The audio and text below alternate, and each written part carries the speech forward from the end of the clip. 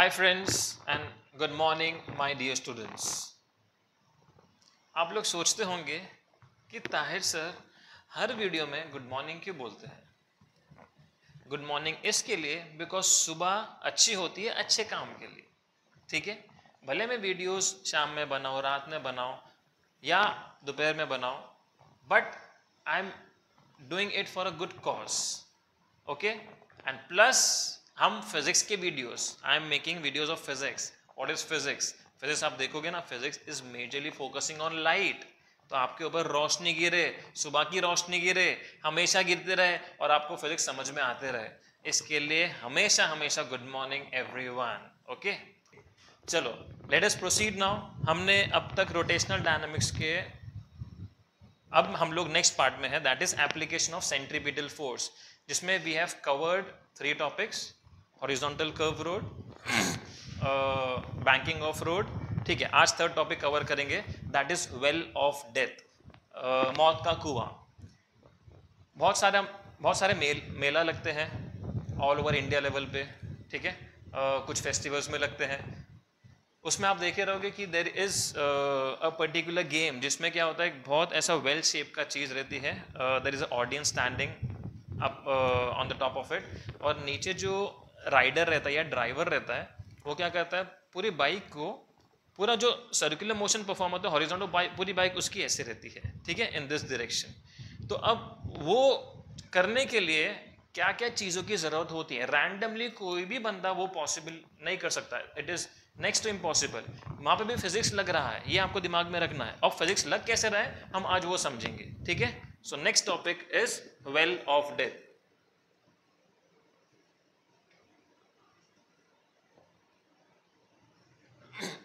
इसको same approach से करेंगे जो हमने अप्रोच रखा था फर्स्ट टॉपिक में, that is horizontal curve road, और second topic banking of road, ठीक है। हॉरिजॉन्टल कर्व रोड में रोड कैसा था, हॉरिजॉन्टली कर्व था। बैंक्ड रोड कैसा था, लिफ्टेड एंड देन कर्व था। ये कैसा हो जाएगा, ये पूरा का पूरा ऐसे चले जाएगा road, okay, in vertical direction, और इस पर जो सर्कुलर मोशन परफॉर्म हो रहा है वो एकदम हॉरिजॉन्टल रहेगा, okay. So well of death में I will just frame a figure जिसमें हम वी विल इमेजिन कि ये जो वॉल्स हैं ये पूरे के पूरे वर्टिकल हैं, and this is the vehicle which is basically performing circular motion in horizontal direction like this, okay. please avoid my diagram, मालूम है माशाल्लाह डायग्राम बहुत अच्छा बनाता हूं मैं। देखो अब ये पूरा व्हीकल है, this is the vehicle, approach will keep the same approach. इसमें ओवरऑल फोर्सेस कितना एक्ट होंगे, वेट हमेशा नीचे की तरफ एक्ट होगा, mg, ओके। अब यहाँ पे फोर्सेस उतने ही एक्ट होंगे जितने हमारे फर्स्ट एंड सेकंड डेरिवेशन के टाइम पे एक्ट हो रहे हैं, that is horizontal circular motion and bank road में there were 4 forces: normal, friction, centripetal and weight. इसमें भी सेम एक्ट होंगे, बट अब इनका डायरेक्शन में वेरी, क्योंकि ये अब मेरा सरफेस चले गया और ऑब्जेक्ट मेरा ऐसा है, जो व्हीकल है ऐसा है और वो ऐसे ऐसे घूम रहा है, तो मेरा नॉर्मल फोर्स परपेंडिकुलर रहेगा सरफेस को। सरफेस ऐसा है तो सरफेस को परपेंडिकुलर ये डायरेक्शन चले जाएगा, तो यहाँ पे मेरा नॉर्मल चलेगा, ओके। सर्कुलर मोशन भी हॉरिजॉन्टल एक्सिस के अलोंग हो रहा है, तो मेरा सेंट्रीपिटल फोर्स भी एक्स एक्सिस की तरफ रहेगा, दैट इज mv²/r। और ये चौथा फोर्स कौन सा बचा हमारा, वेट हो गया, ग्रेविटेशनल फोर्स हो गया, नॉर्मल रिएक्शन फोर्स हो गया, सेंट्रीपिटल फोर्स हो गया, the fourth one is friction force, वो ये डायरेक्शन में चले जाएगा। अब हम इसको बैलेंस करेंगे, बाकी बैलेंसिंग तो आपको आता है, ये आप पॉज करके खुद ट्राई कर सकते हैं, ओके। अगर नहीं आता है तो ठीक है, I will help you out. You need to first write the overall forces,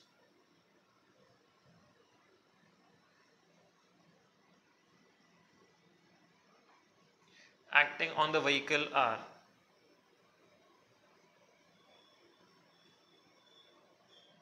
कौन कौन से हैं, वेट, mg, सेकेंड वेट को बैलेंस हमारा फ्रिक्शन कर रहा है तो frictional force F, third one is normal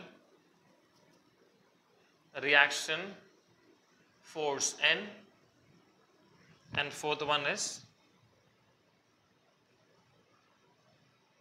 centripetal force.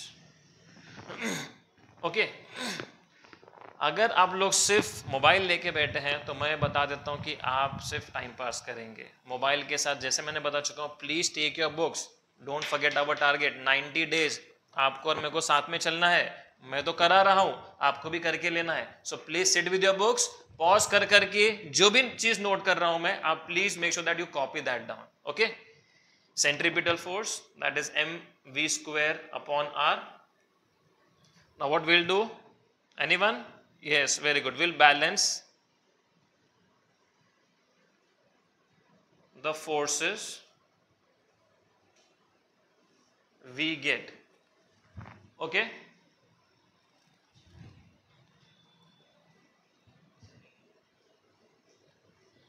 balancing the forces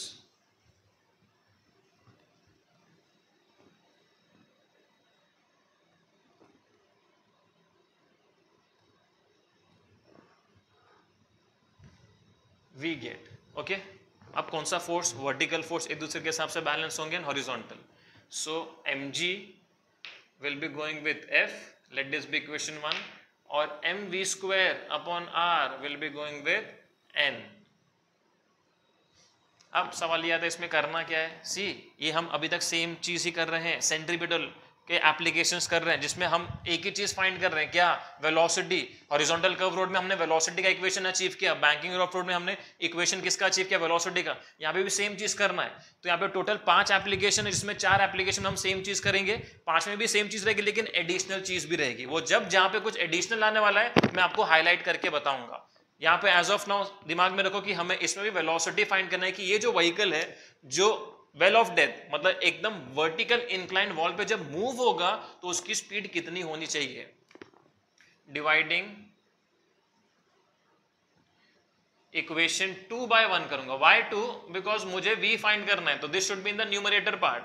so m v square upon r upon mg equals to n upon f। this mm gets cancelled, तो v square upon rg becomes equals to n upon f। तो यहां से v का relation क्या मिलेगा, rg को वहां पे ले जाओ, v square n upon f। अब मुझे ये तो पता है f अपॉन n क्या होता है, 11th standard friction chapter, f upon n S S होता है। ये उल्टा है, ये n अपॉन f है। तो जब f अपॉन n म्यू एस था तो n अपॉन f क्या होगा, 1 अपॉन म्यू एस होगा। ओके, सो v, ओके, तो v equals to under root R G 1 upon mu S. अब इसको हम लोग मल्टीप्लाई करके लिखेंगे। So what will this come out to become, v equals to under root R G upon mu S, जहां पे mu S क्या है, don't forget it is coefficient of static friction. ये वाले डेरिवेशन में, और जो फर्स्ट डेरिवेशन है एप्लीकेशन ऑफ सेंट्रीपिटल फोर्स का, that is horizontal curve road, उसमें और इसमें सिमिलैरिटी का डिफरेंस क्या है आप देखोगे ना। सिमिलैरिटी ये है कि ये 3 टर्म्स उसमें भी आए हैं सेम, और इसमें भी आया है, बस इसमें क्या है, थोड़ा ऑर्डर चेंज हो गया है। उसमें mu S R and G, that is coefficient of static friction, radius of the surface या रोड ले लो, और एक्सेलरेशन ड्यू टू ग्रेविटी, तीनों मल्टीप्लिकेशन फॉर्म में आए। यहाँ पे क्या हो जाएगा, डिवीजन फॉर्म में। समझ में आया? तो बस फॉर्मूला चाहिए हमारे को, वो फॉर्मूला के हिसाब से आई कैन डिजाइन की वेल का शेप जो है कैसा होना चाहिए, ताकि और व्हीकल की स्पीड कितनी हो, ताकि मेरा व्हीकल कंफर्टेबली मूव हो पाए। अब आप देखोगे व्हीकल का जितना रेडियस रहेगा, या कहीं पे भी मास, कुछ लोग होते हैं ये सोचते हैं कि वेलोसिटी मास पे भी डिपेंड होती है। अगर एक बंदा है जो RX 100 छोटी बाइक जिसमें कम वेट है, वो चला रहा है वेल ऑफ डेथ में, तो इजीली वो सर्कुलर मोशन परफॉर्म कर ले रहा है। उसकी जगह एक बंदा है जो बुलेट चला रहा है, क्या वो परफॉर्म कर पाएगा, नहीं कर पाएगा? इसका आप मुझे आंसर कमेंट में दीजिएगा।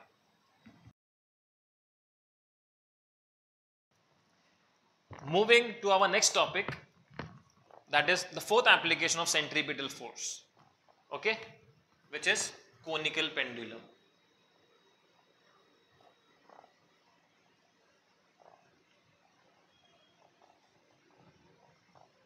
पेंडुलम तो सबने सुना होगा, पेंडुलम क्या होता है ना? Pendulum is which performs to and fro motion.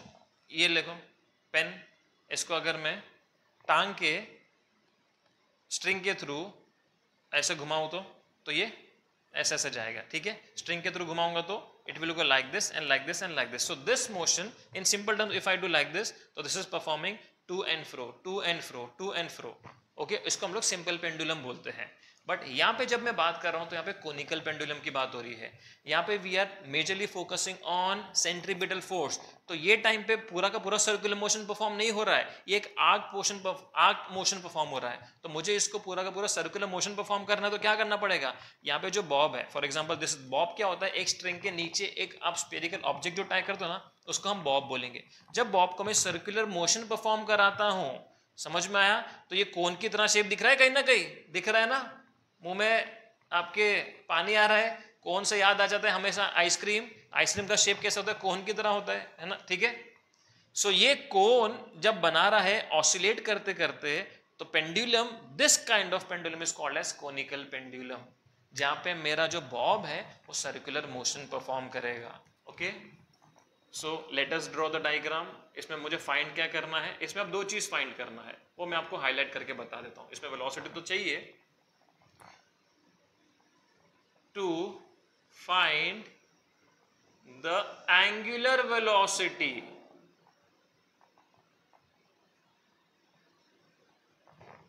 that is omega and the time period of conical pendulum.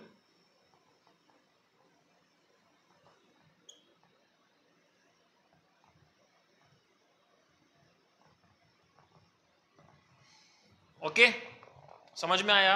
अब ये कोनिकल पेंडुलम होता किधर है, सोचो कहाँ होता है। आप देखोगे ना तो अम्यूजमेंट पार्क में जितने भी झूले डिजाइन होते हैं, आप देख, you might be knowing, so in maximum case वो जो झूले डिजाइन करते हैं तो उनमें से एक ऐसा कोनिकल पेंडुलम वाला भी होता है, जिसमें से there are many what we say horse riding वाले शायद झूले होते हैं वो, तो बीच में से वो निकलते हैं और धीरे धीरे वो क्या होता है, घूमना स्टार्ट होता है। जब घूमना स्टार्ट होता है ना, सेंट्रीफ्यूगल फोर्स की वजह से धीरे धीरे बाहर जाते हैं और सब का सब ऐसे घूमते हैं घूमते हैं घूमते हैं। सो आप जब शेप देखोगे ना, so basically they are making the shape of the cone. तो वैसी चीज को कोनिकल पेंडुलम बोलते हैं। तो यहाँ का जो एप्लीकेशन है वो वहाँ पे लागू होता है। तो this was just an example to make you know कि ये जो हम पढ़ रहे हैं ये अप्लाई भी किया जाता है। तो ऐसा मत सोचो कि जो हम पढ़ाई करते हो कहीं काम नहीं आने वाला। स्टूडेंट्स, ये सब का सब काम आता है। ये जो हम वेलोसिटी डिराइव करें, मैंने बता चुका, बैंक रोड का, वेल ऑफ डेथ का, और इसका जो भी वेलोसिटी निकाल रहे हैं वो काम में आ रहा है ना, हम यूज कर रहे हैं फॉर्मूला से, और वो सेफ्टी वेलोसिटी होती है, सेफ्टी स्पीड्स होती है। सो इसमें मुझे दो चीज फाइंड करना है, one is angular velocity, other one is time period of conical pendulum, okay. तो सबसे पहले हम डायग्राम बनाएंगे। डायग्राम में I will take a rigid wall, ये इसको फिजिक्स में रिजिड वॉल का वो होता है, डायग्रामेटिकली रिप्रेजेंट करते हैं। ये बॉब है, बॉब कैसा मोशन परफॉर्म कर रहा है, सर्कुलर मोशन, ठीक है। तो इसको हम घुमाए हैं तो सर्कुलरली घुमाएंगे।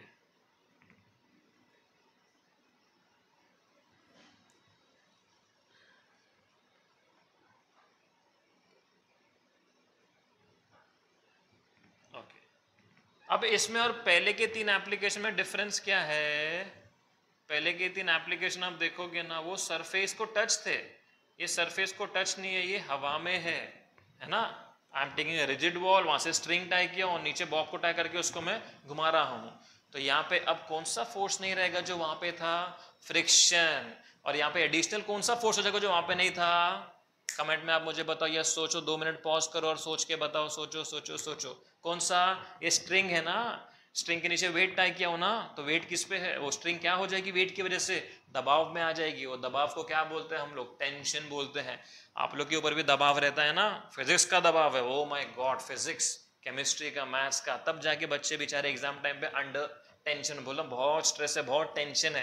टेंशन कब आता है, जब एक बाहर का एक्सटर्नल फोर्स अपने पे हावी होता है, तब जाके टेंशन आता है। और टेंशन कैसे एक्ट करता है ये भी दिमाग में बिठा लो।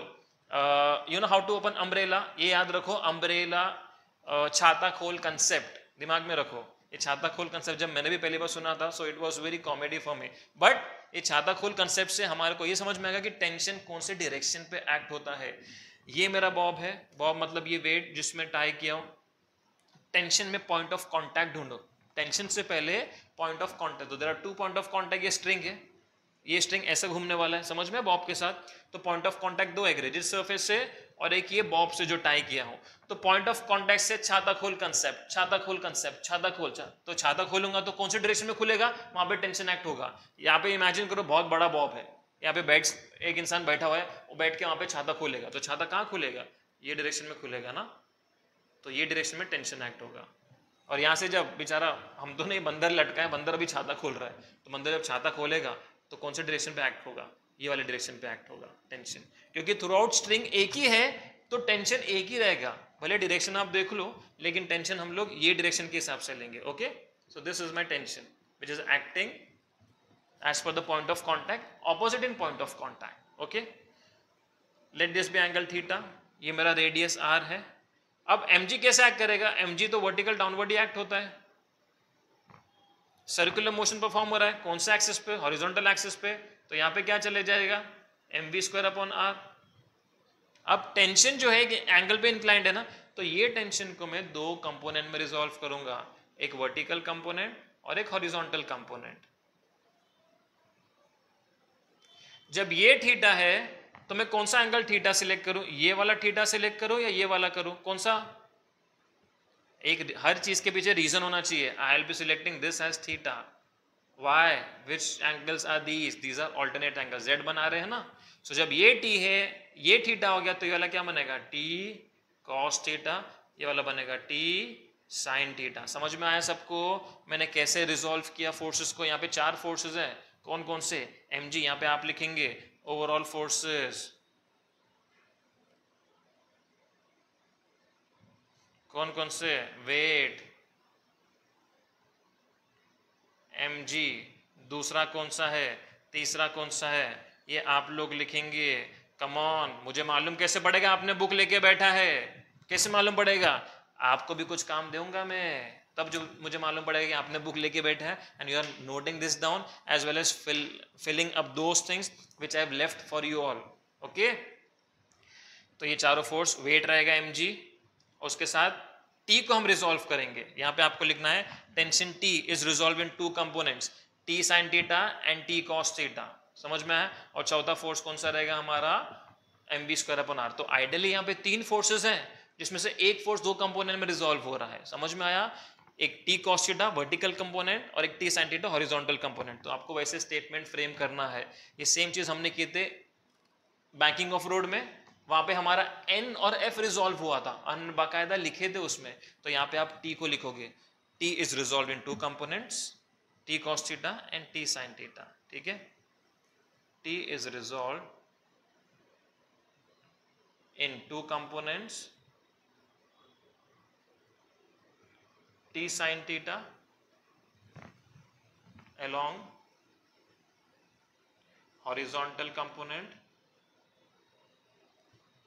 and t cos theta along vertical component। मैं ये लिख दिया हूं, ठीक है। अभी ये मैं आपके लिए छोड़ता हूं 4th वाला। ओके,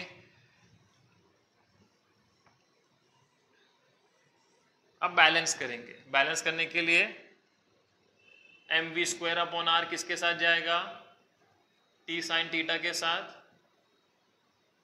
और mg किसके साथ जाएगा, t cos थीटा के साथ, ठीक है।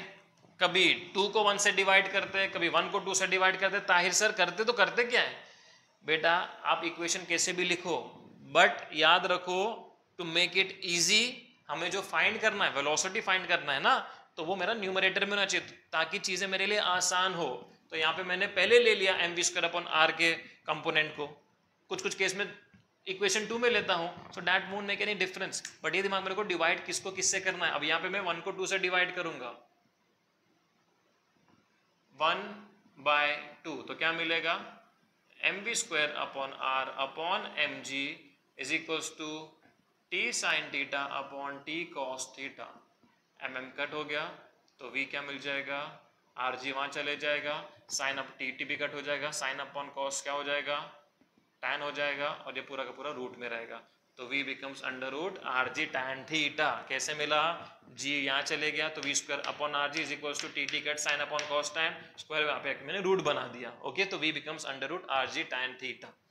ये तो मुझे लीनियर वेलोसिटी मिली है, मुझे ढूंढना क्या है, एंगुलर वेलोसिटी। किससे डिनोट करता हूं, ओमेगा से।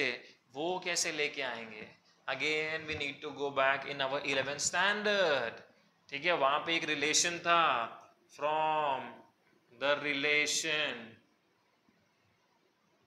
v इक्वल्स आर ओमेगा, जहाँ पे ये रिलेशन किसके बारे में है, लीनियर वेलोसिटी और एंगुलर वेलोसिटी के बारे में रिलेशन बता रहा है। मतलब कोई पार्टिकल जब घूमता है ना, तो एक लीनियर वेलोसिटी एक पोजीशन पे एक्ट होती है टेंजेंशियली, और विद रिस्पेक्ट टू रेडियस आप देखोगे ना, लीनियर वेलोसिटी हमेशा परपेंडिकुलर रहेगी और उसके बाद एंगुलर वेलोसिटी भी रहती है। समझ में आया, तब जाके रिलेशन मिलता है v equals to R omega. इसको पुट करूंगा इसमें, देयरफॉर फ्रॉम 1 and 2 क्या मिलेगा, v की जगह आर ओमेगा आ जाएगा, under root R G tan theta, squaring both the sides,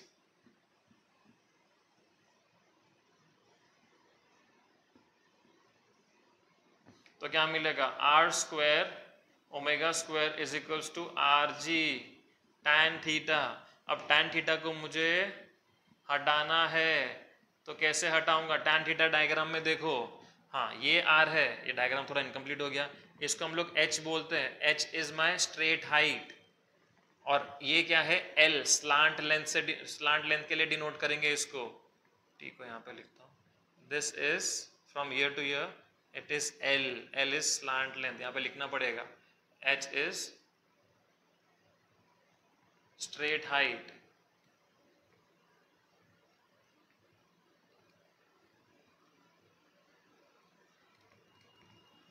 और L is slant length. Okay, तो आप देखो जो मेरा कोनिकल पेंडुलम है, समझ में जो घूम रहा है, वो H के ज़्यादा L पे डिपेंड हो रहा है। ठीक है, तो टैन थीटा, ये फिगर में थीटा ये है, what is tan theta, trigonometry, opposite upon adjacent, opposite क्या है मेरा R है, टी साइन थीटा नहीं लेना, टी साइन थीटा मेरा कंपोनेंट है जो मैंने फोर्सेस के लिए यूज कर लिया हूँ, लेकिन यहाँ से यहाँ तक ये चीज़ क्या है, रेडियस है ना, तो इसको R से डिनोट करेंगे, तो opposite upon adjacent, what is adjacent, H, तो यहाँ से क्या मिल जाएगा, R अपॉन H, तो ये R स्क्वायर और R स्क्वायर कट हो गया, तो ओमेगा क्या मिला मुझे, under root G by H, तो ये मेरी एंगुलर वेलोसिटी हो गई। क्लियर है, okay, let this be equation number 3। अब मेरे को दो चीज फाइंड करना था ना इसमें, क्या क्या, एक एंगुलर वेलोसिटी ओमेगा और दूसरा टाइम पीरियड। अब टाइम पीरियड कैसे फाइंड करेंगे,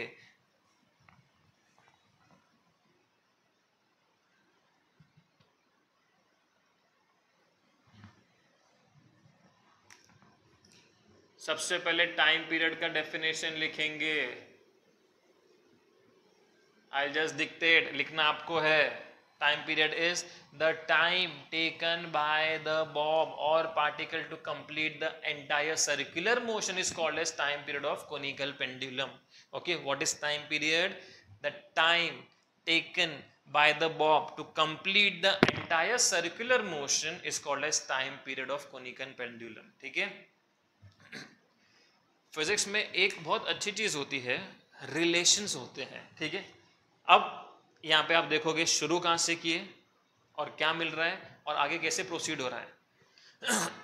ये v का कुछ यूज नहीं था, बट क्या बगैर v के मेरे को ओमेगा मिल पाता, क्या नहीं, तो हम जब v निकाल रहे हैं ना, v निकाल क्यों रहे, ताकि मैं ओमेगा ढूंढ पाऊं। अब जब मैंने ओमेगा ढूंढा हूं तो टाइम पीरियड ओमेगा के बाद क्यों ढूंढना है, बिकॉज टाइम पीरियड के लिए मुझे ओमेगा की जरूरत है इसके लिए। तो फिजिक्स में मैक्सिमम डेरिवेशंस ना ऐसे कनेक्टेड रहते हैं, so if you understand the connectivity, this big derivation are very easy to memorize, are very easy to understand for you all, तो ये दिमाग में रखो आप लोग। ओके, सो टाइम पीरियड का फॉर्मूला है, time period with respect to omega is 2 pi by omega, ये भी सेम 11th में किए हैं आपने। ठीक है, तो t equals to 2 pi upon omega, omega क्या है, under root G by H,